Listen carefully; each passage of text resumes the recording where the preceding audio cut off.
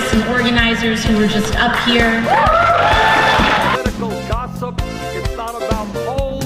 It's not about campaign strategy. It's not about fundraising. No history of the Senate accounts for what is going on right now. I have a couple of stories here I wanted to share with you before we finish out this week. Looks like the Boy Scouts filed bankruptcy after a string of woke decisions causing the company to go broke. Gandhi statue removed from African University over claims of racism. Yes, folks, in 2018, Gandhi is Hitler. And last but not least, more than 150 people are moving out of Chicago every day.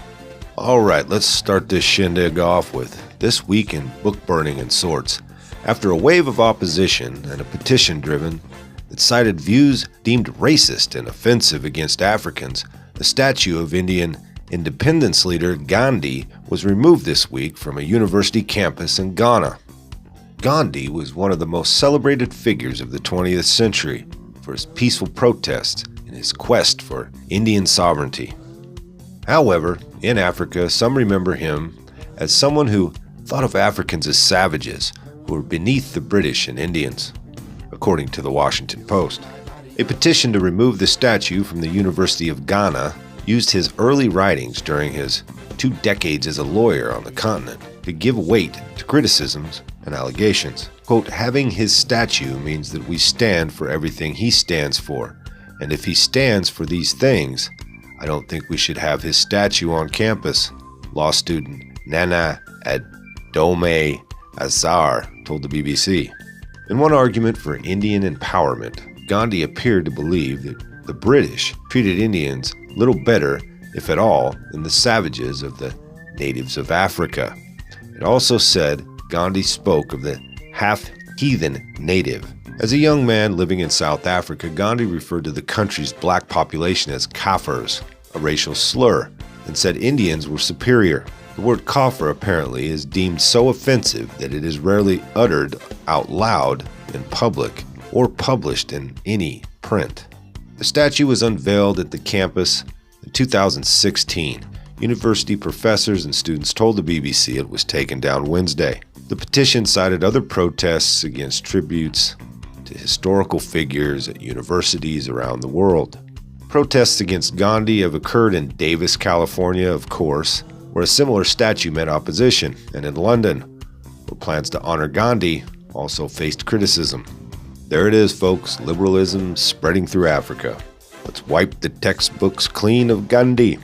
I'm almost willing to bet if you looked it up, Gandhi probably saw some pretty crazy shit over there in Africa. Beatings, mutilations, murders, something to lead him to have that kind of an opinion. But we won't hear anything about that, I'm sure. That would involve thinking, checks and balances, quid pro quo. Oh, and most importantly, it would involve common sense. Alrighty, moving on. The once proud organization known as the Boy Scouts is declaring bankruptcy after severely falling numbers due to a myriad of problems, including implementing social justice measures to make it more inclusive. According to the Daily Caller, the Boy Scouts changed its name to Scouts BSA, and of course began allowing girls into their ranks. Before that, the Boy Scouts ruled that openly gay scouts and scout leaders could also join the program. This of course led to a serious decline in memberships, and now the organization is filing a Chapter 11. Last Wednesday's report came in the wake of sinking memberships and multiple controversies surrounding the 108-year-old organization, including sexual abuse allegations and its controversial decision to change its program name from Boy Scouts to Scouts BSA and allow girls into the program. Chicago law firm Sidney Austin has reportedly been hired to assist in what would be a Chapter 13 bankruptcy filing. As the organization has made decisions deemed to be more inclusive, such as allowing openly gay scouts in 2013 and then scoutmasters in 2015, as well as the 2018 decision to allow girl members, has continued to decline sharply from over 4 million members at its peak to a claimed 2.3 million members at present. It's only going to get worse as well. The Mormon Church has announced it's discontinuing its partnership with the Boy Scouts and will be starting up its own boys program in 2020, according to the Daily Caller. When this happens, the Scouts will lose an additional third of its already dwindled membership. Combining with the fact that it kept sexual abuse allegations secret for decades, the Scouts seem to have rotted from the inside. Now, whether the Scouts would have survived in this modern age without any of these events happening is still up for debate, their opinion, not mine. But it definitely didn't help it. Personally, I believe the real reason boys clubs are becoming fewer and far between, with each of them coming under attack for not being inclusive to girls and members of the LGBT community. Couple that with the epidemic of laziness in this country and the skyrocketing percentages of parents that really couldn't take care of a goldfish, let alone a child. It really should come as no surprise that another slice of Americana is being eaten and then puked up into a trash can by our new progressive, woke, liberal values. Thanks, Democrats. Moving on. Let's take a little trip down to Chi-Town.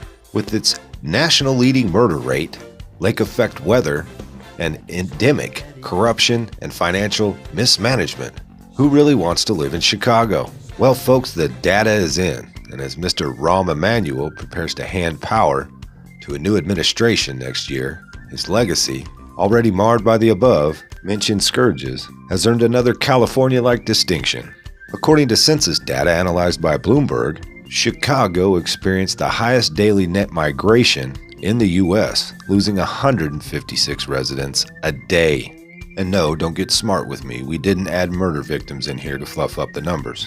After Chicago, Los Angeles came in with 128 a day, followed by New York with 132 a day. Now on the other side of that coin were cities across the U.S. like Dallas, number 1. They gained a net 246 a day, followed by Phoenix with 174 a day and Atlanta with 147 a day.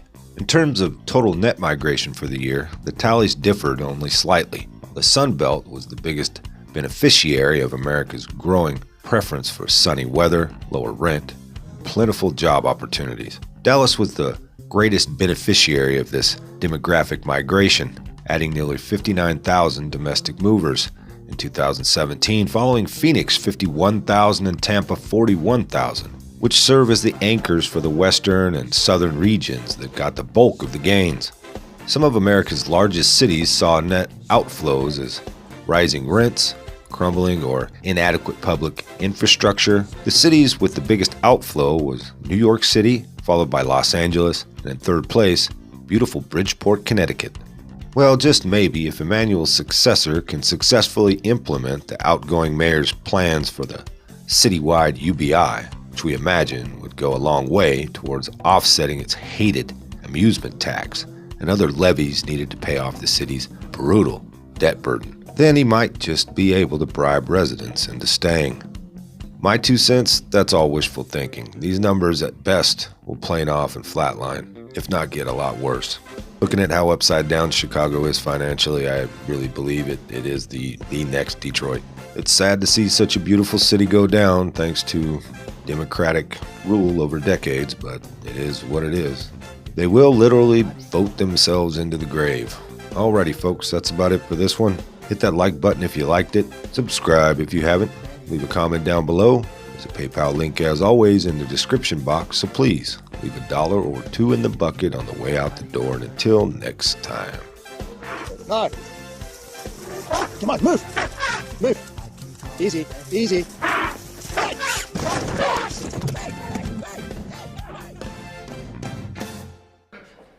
Sundar is arresting dissidents in China. Apple's working with China to suppress their people. Sundar, you're engaged in treason. You've had Google executives lie to Congress that you're not censoring conservatives. Sundar, you will not silence the people. There's Sundar Pichai right there. Your censorship will not work anymore, Sundar. We're aware of your activities, trying to muzzle the American people and gaming your search results. Google is evil. Google is evil. Google is evil. Google is evil. Google is evil. Google is evil. Google is evil. Google is evil. Google is evil. Google is evil. Google is evil. Google is evil. Google is evil. Sundar, do you think it's morally ethical to be allowing a search engine for Google? Google is evil. Google is evil. Google is evil. Google is evil. Google is evil. Sundar, why did you guys not let people know sooner about the data breach which exposed 52 million Americans' information to hacking, to vulnerabilities? Why did you not let us know about the bug, the Google bug?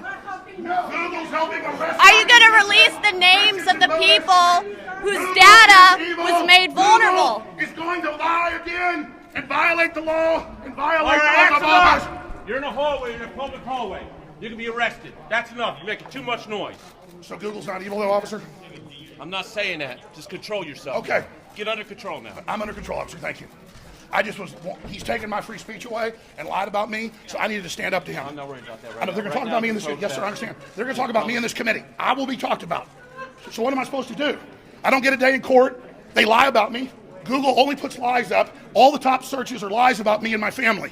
And that guy helps round up political dissidents, and then his people come to lie to Congress over and over and over again, and we don't get to respond to them. So Google is helping build censorship systems in China for a global social score they've tested there to totally control every aspect of our lives. Apple and Tim Cook has said he wants censorship worldwide. They're working with the communist Chinese that have killed 5 times what Hitler did. We need to get some sort of decorum. The United States Congress. Again, Google is to the evil. left or to the right. Okay, Google is Let's evil. keep it down a little bit more. Decide the opposite the committee.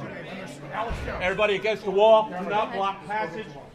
So right now, Alex Jones was just confronting Sundar Pichai, the CEO of Google. And lie about us. Everybody left or right. And we're here simply trying to tell the truth and stand up for what's right and let these people know that we will not be silenced and that Americans who are being censored on the internet, libertarians, Christians, conservatives, are going to come to Congress.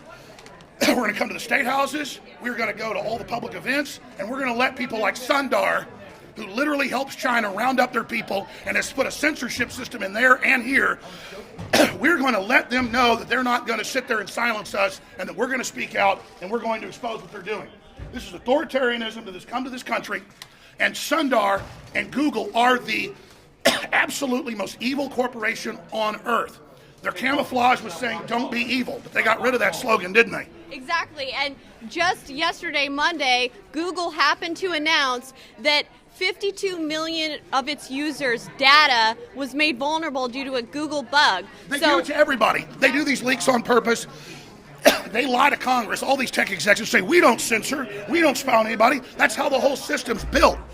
Google is officially in China censoring and oppressing their people. Can you They're building, slow down for a second? they're building a censorship model here. Excuse me, tell us who you are. I'm Alex Jones. Okay. Yes. Okay. The guy they silenced Right, so they can build straw men about me. Right. Okay. No. Google is building censorship models using the magic word conspiracy theory doesn't work. Censorship is real. Google being evil is real. They're lying to Congress is real. That's a word used to violate free speech. No. Concentration camps. 2 million Uyghurs are in concentration camps. Yes. And that's what Chinese government is doing. What Google is doing is helping Chinese government. That's right. And ethnic cleansing. That's right. Genocide. Google is helping spy on Chinese minorities, Christians, Buddhist Falun Gogs, Muslims. Yeah, exactly. I understand in Mongolia. They have 2 million. We are the Uyghur people. There are Tell over us, 2 million people. 2 million people in are being in the concentration concentration camps And I have today. the mainstream media saying And I'm a conspiracy China's theorist. already censoring the media. Information blockade is not getting the information out. So what Google is doing today is helping the evil, suppressing people. Operation Dragonfly and all of it. Ethnic cleansing and the Chinese, genocide, cultural genocide going on And the in Chinese East social Turkestan score today. Yes. is used to track everything they're doing. If that isn't evil, if Google helping put 2 million people in a concentration camp on record, Yes. if that isn't evil, what the hell is? That's what I'm talking about. Exactly. Supporting evil. This guy says it's a conspiracy theory. He thinks it's funny. What about but what about Sandy Hook? Yeah, What about the other conspiracy People scam my entire 20-something years on air. They pick things, edit them out of context, then make that who I am. I hardly ever even talk about that. It's you guys that bring up Sandy Hook and then say I'm saying things to hurt people. No, but that's what you do over and over again. You brought it up. Sorry, are you here on your own behalf, or is there some kind of group that I you're am here as an American citizen who has been deplatformed as a precedent to bring communist Chinese-style censorship to America. And I am here to let Congress know that Google and others have been lying to Congress. They have been giving false testimony saying they don't spy, that they don't censor. and that the American people are aware of this, and we're standing up to them in the third dimension. And we're letting the stinking swamp of arrogance know that the American people of the world are awake. All over the world, nationalists and populists are getting elected, from Brazil to Germany to Spain to France to all over the planet, the UK, Brexit, everything is happening. Populism is awake, just like the Yellow Vest movement, just like what's happening in China, and the authoritarianism and this global move of censorship by all these governments together is going to fail. This is the world's wake-up call. Google is evil. Google lies under oath in testimony.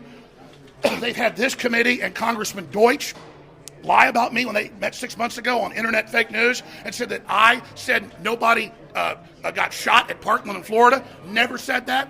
Said that I said they were all actors and never said that, conflating it with things said years before about other events. And so this is what they do. This is how they change the subject. This is how they deceive everyone.